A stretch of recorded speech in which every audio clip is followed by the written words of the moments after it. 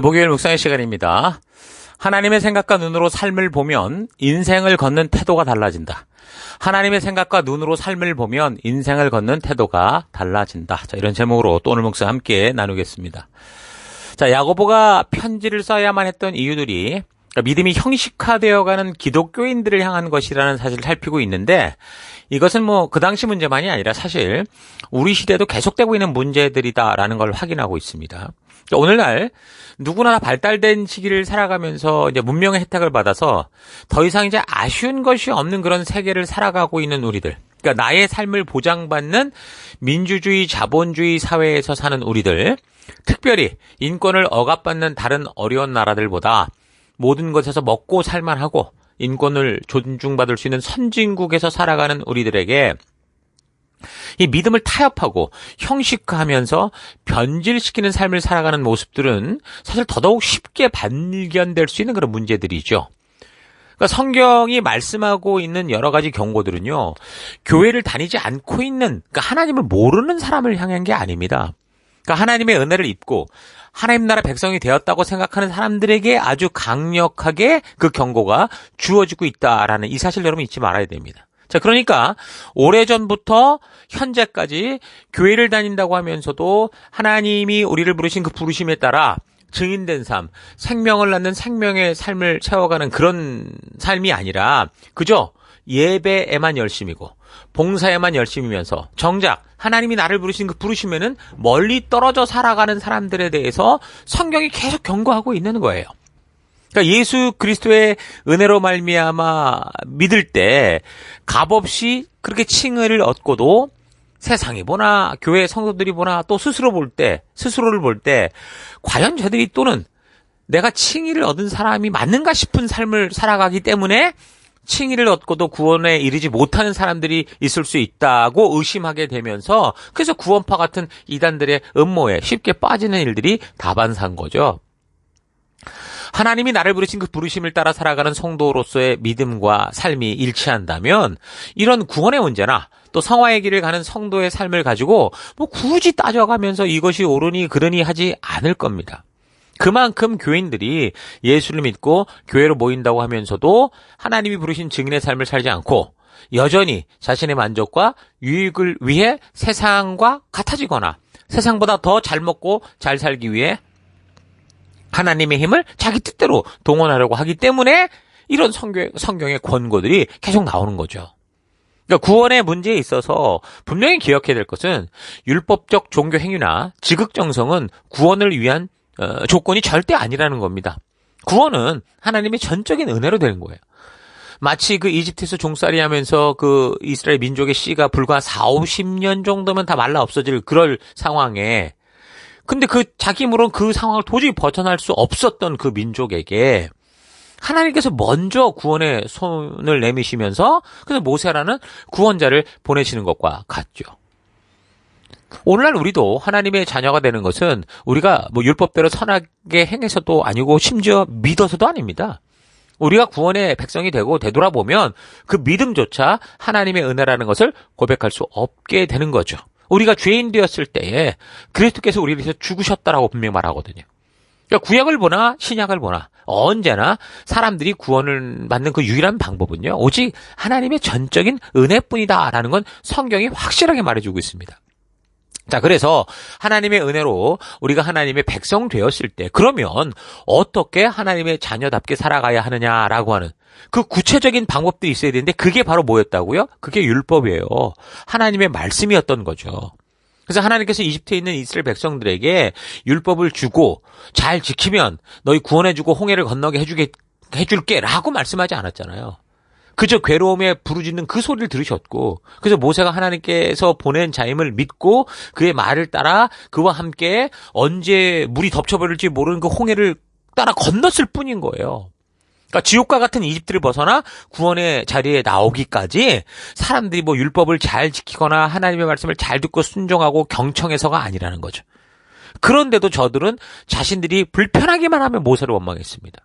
모세를 원망했다라는 것은 그를 보낸 하나님을 불신하겠다는 거고 날 살려놔라, 배부르게 해놔라 이렇게 시험했다라는 거죠.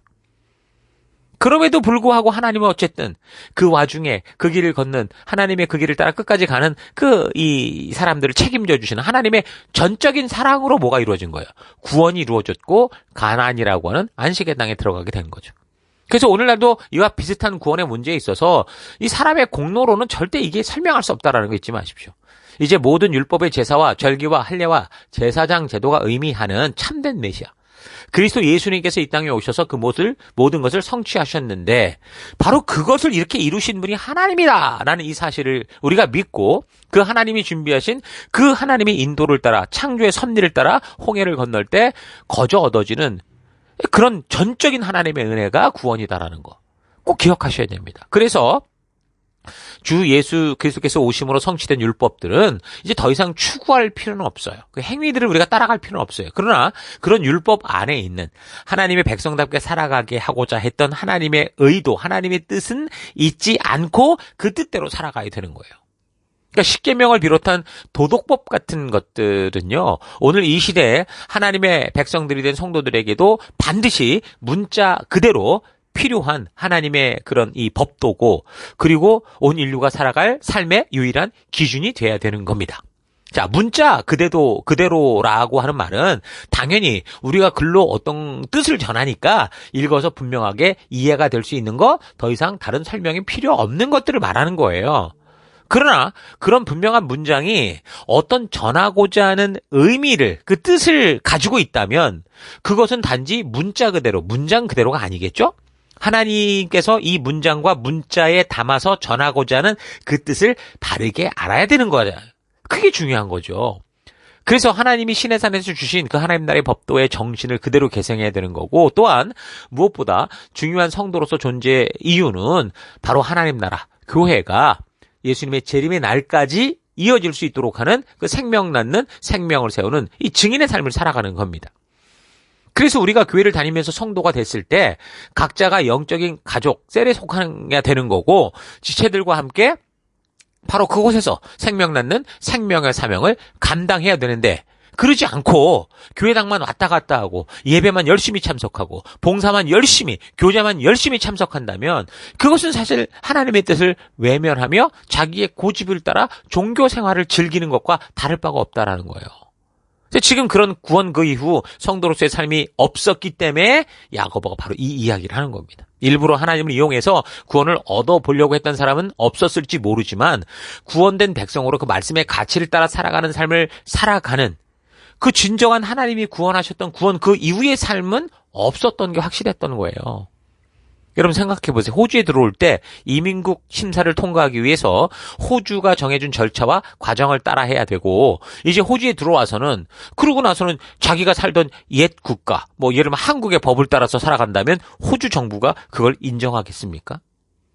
호주에 들어왔다면 이제 호주가 추구하는 삶을 살아내는 것이 호주에서 살아가고자 하는 그런 사람들의 당연한 절차잖아요. 호주의 입국은 새로운 삶의 시작이지 그게 끝이 아니라니까요. 마찬가지로 그래서 구원은 하나님과의 관계의 시작이라고 그랬습니다. 하나님 나라에 우리가 입국을 했다면 이제 하나님 나라 백성다운 가치를 따라 그들의 그 말씀이 인도하는 길을 따라 가야 되는 거예요.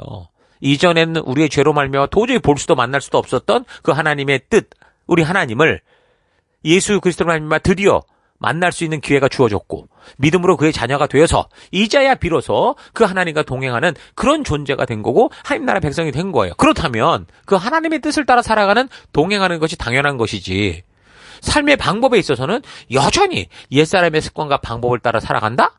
그러면 그거는 천국과 같은 에덴 동산에서 자기의 생각과 욕심을 따라 살다가 쫓겨난 아담과 하와 꼴이 되는 것 같죠.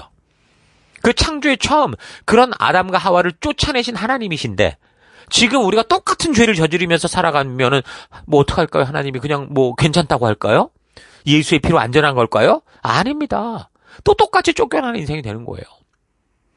왜 이런 사실을 애써 감추려고 한 번 구원받으면 끝까지 안전하다는 식으로, 이런 식으로 우리가 이 교리를 배우게 되었는지. 그러니까 하나님의 약속은 변함없어요. 근데 인간 스스로 자유의지를 가지고 자기의 길을 선택한다면 결국 하나님도 그런 이 자유의지를 주신 하나님이시기에 어쩔 수 없는 일들이 생기게 된다라는 거 우리가 꼭 기억해야 됩니다. 그래서 참된 믿음이란 행함의 열매가 나타나는 그 믿음이란 하나님과 함께 하나님의 뜻을 따라 하나님이 축복을 위해 주신 그 가치, 말씀의 가치를 따라 하나님의 부르심 따라 증인으로 살아가는 진정한 하나님과 동행하는 삶을 살아가는 거죠.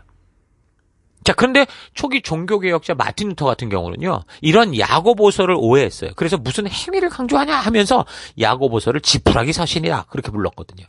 그러니까 마틴 루터가 주창했던 종교개혁의 슬로건 중에 하나가 뭡니까? 오직 믿음이었죠. 그러니까 마틴 루터도 이런 행함이 필요하다는 말씀에 대해서 이렇게 발작, 그러니까 경기를 일으키면서 이런 식으로 반응했던 이유를 좀 보면 그가 평생 살아왔던 데가 어디입니까? 천주교였어요. 근데 그 천주교에서 이런 율법주의자들의 형식적인 껍데기 삶, 종교를 사용해서 사람을 착취하는 삶을 너무 많이 오랫동안 보았기 때문에 아마 이런 이것에 대해서 굉장히 알레르기적인 반응을 했다고 봐요. 마치 바울이 그 다메섹 도상에서 예수님 만나면서 비로소 유대교의 거짓된 실상을 알게 된 후에 정말 목숨 걸고 그 복음을 전했던 삶을 산 것처럼 이 마틴 루터도 천주교의 그런 형식주의, 예수님께서 회칠한 무덤이라고 할 정도의 껍데기 신앙에 질려버려서 그러다 보니 이제 야고보서가 믿음에 대한 얘기를 하는데 이걸 행위를 주장하는 거로 보고 오해를 했던 거죠. 자, 그러니까 유대교가 됐든 기독교가 됐든 천주교가 됐든 결국 우리가 하나님의 진심을 바르게 알아 그 뜻대로 증인된 삶을 살고자 하는 그런 이 성도된 이 몸부림이 없다면 그 어떤 사람이라도 결국에는 그 믿음이 피상적이 되고 메말라가고 그래서 말하는 것은 하나도 틀린 게 없는데 도저히 정말 옳아 보이는 것이 하나도 없는 그런 껍데기뿐인 종교인이 되고 마는 겁니다. 하나님과의 관계에 있어서 그냥 예수님으로 말미암아 용서받고 구원받아 나중에 천국에서 만날 분 정도로 그렇게 머물러서는 안 돼요. 예수님은 지금 당장 우리가 그 하나님과 동행할 수 있는 그 자리로 우리를 부신 거예요. 아담과 하와로 말미암아 쫓겨났던 그래서 스스로 돌아올 수 없었던 그 에덴 동산으로 우리를 부르신 거죠. 자, 그렇다면 이제 그 하나님과 바른 교제와 바른 동행의 삶이 있어야 되지 않겠습니까? 그 안에서 또다시 하나님의 뜻을 의심하고 자기 욕심대로 행하는 21세기의 아담과 하와처럼 돼서는 안 된다라는 거 잊지 마십시오.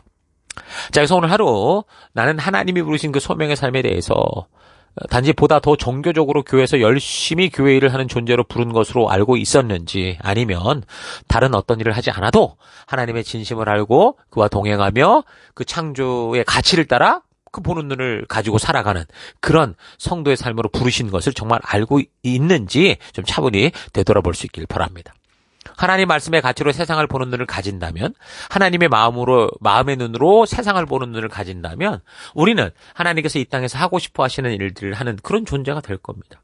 종교적으로 명령한 그 법을 따라 문자 그대로 행하려고 발부덩치지 않을 것이고 우리의 생각이, 우리의 마음이, 우리의 눈이 주님의 마음을 가졌다면 우리는 이 세상에 예수님이 걸으셨던 그 길을 걷게 되고 예수님이 찾으셨던 그런 사람들을 찾아가고 예수님이 섬기셨던 그 섬김의 삶을 살아가게 될 겁니다. 하나님과 동행하는 삶은 종교적으로 발버둥 치는 삶이 아니고요. 사랑하는 사람들이 서로의 마음과 생각을 알아서 꼭 이래라 저래라 하고 명령하지 않아도 스스로 더 바르게 행할 수 있는 것처럼 우리가 그런 하나님의 진심을 알게 되면 그가 말씀하신 가치를 따라 상황과 환경을 핑계대지 않고 스스로 즐겁게 살아가는 그런 하나님 나라 백성된 삶을 살게 되는 거죠. 직장을 다니든 사업을 하든 공부를 하든 가정을 섬기든 그 무엇을 해도 우리는 하나님의 뜻을 따라 사는 그런 삶으로 기뻐하며 즐거이 살게 될 겁니다. 어떤 최악의 환경과 상황이 다가와도 우리는 하나님의 뜻이 이끌어가는 그런 삶의 길을 알기에 그 길로 나아갈 거고 그로 인해 주변 사람들에게도 나아갈 바를 알게 하는 그런 빛과 같은 인생이 될 수 있다라는 사실을 잊지 마십시오. 자, 그래서 오늘 하루 여러분의 삶의 현장이 바로 그런 하나님의 뜻을 따라 이끄는 내비게이션 같은 그런 삶이 될 수 있기를 주의 이름으로 축원합니다. 오늘 하루도 힘내십시오. 잠시 기도하겠습니다. 하나님, 하나님의 마음을 알게 하여 주옵소서. 하나님께서 우리에게 주신 말씀을 통해 하나님의 생각을 알고 하나님의 눈으로 이 세상과 열방을 내 삶의 현장을 보는 내가 되기 원합니다. 하나님, 종교적으로 발버둥치며 잘 살아보겠다고 애쓰는 인생이 아니라 하나님의 진심을 알아 하나님과 즐거이 동행하는 믿음의 삶을 살아가는 인생 되기 원합니다.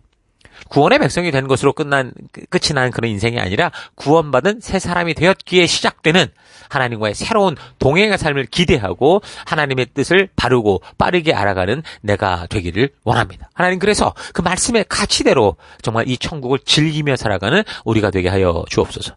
하나님의 생각과 눈으로 우리의 이 모든 삶을 바라볼 수 있다면 우리가 걸어가는 인생의 모든 길들이 참된 의미 있고 소중한 길을 알게 될 것이다라는 것을 잊지 않고 정말 주님의 눈으로 이 세상을 보는 오늘 하루 되기를 원합니다. 그 길로 이끄시고 인도하신 하나님 감사드리고 예수님 이름으로 기도했습니다. 아멘.